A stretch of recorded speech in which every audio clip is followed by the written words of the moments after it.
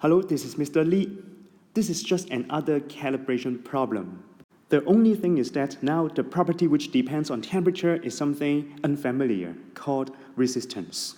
And so you have the resistance measured with different value at different temperature. But you don't have to care about what that property called resistance is. You just follow the normal procedure to have the calibration curve first.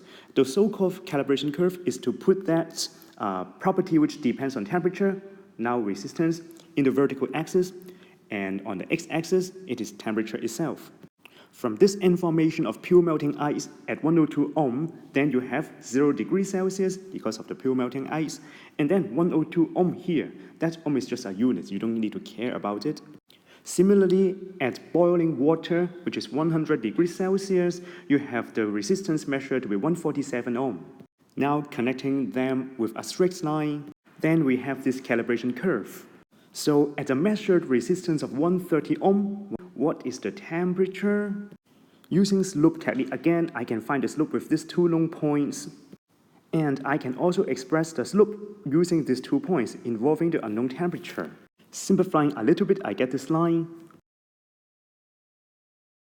I get this answer, 62.2 degrees Celsius.